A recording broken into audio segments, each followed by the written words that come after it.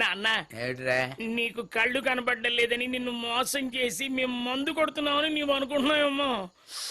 మేము అసలు మందు కొట్టట్లేదు నాన్న, మమ్మల్ని అపార్థం చేసుకోవాలి. నర్మయ్ నీ నిజాయితీ నాకు తెలుసురా. థ్యాంక్స్ నాన్న. ఓ బాబు, టచింగ్ లేకుండా మందు కొట్టడం కష్టం. మా నాన్నకి ఓ ఆమ్లెట్ వేసి పెడతావా? ఓకే.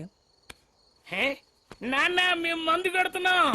అలా అనుకున్నావు మామయ్య, మేము కొట్టట్లేదు. అవును, అసలు కొట్టట్లేదు. సర్లే. ఇదేమిటి ఎంత ఫాస్ట్ ఇచ్చేసావు? తెచ్చిస్తాను. ఎవరు? మీ అమ్మాయే. మా అమ్మాయ? అదేనండి పని అమ్మాయి. ఆయన ఏంటండి మీరు ఏ అమ్మాయి గురించి మాట్లాడిన మా అమ్మాయి అంటారు? అదే బాబు, ప్రేమ అంటే అది ఎక్కువైపోయి మామయ్య గారు తాగుతుంటేను మేము చూస్తూ కూర్చున్నాం. ఏ బావా? అవునవును నాన్న, మేము మందు కొడుతున్నాం నువ్వు అనుకుంటున్నావా? మేము అసలు కొట్టట్లేదు. శబాష్. బాబు, మేము ఖాళీగా ఉన్నాం కదా, మాకు 2 ఆమ్లెట్లు తెచ్చిపెట్టు, తింటాం. ముందేది మెక్కండి, అదే తినండి, నేను తెస్తా.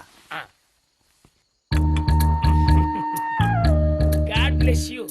వెళ్ళు. ఆగ.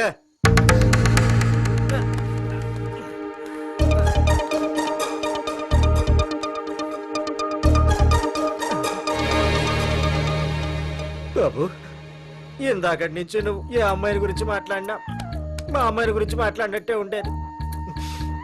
కానీ ఇప్పుడు ఎవరిని చూసినా మా అమ్మాయిని చూసినట్టే ఉందా? నిజం, ఇప్పుడు కూడా సాక్షాత్తు మా అమ్మాయి సావిని చూసినట్టే ఉంది సీను. వెళ్ళు బాబు, వెళ్ళు. దాన్ని కన్న తండ్రిగా ఎవరితో చెప్పుకోలేక గుండెల్లో దాచుకోలేక వాడు ఎంత బాధపడుతున్నాడో వాడిని కన్న తండ్రిగా నాకు తెలుసురా.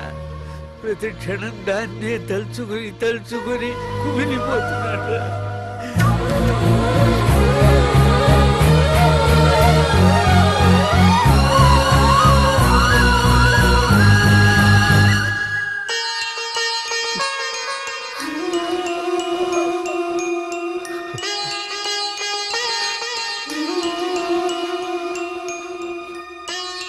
రంగయ్య,